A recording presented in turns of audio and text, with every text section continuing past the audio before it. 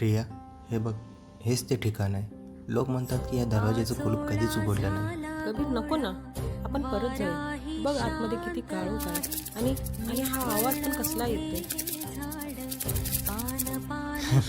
अगं, तो आवाज ना वटवाघळूच आहे. चल, मला बघायचं आहे आत नक्की काय आहे. कबीर आणि रिया त्या वाड्याचं सत्य शोधण्यासाठी त्या वाड्याचा दरवाजा उघडून आतमध्ये जातात.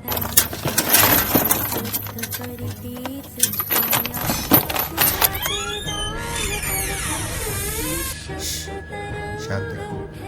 मला वाटतं इथं कोणीतरी आहे. कबीर तो त्या कोपऱ्यात नाही.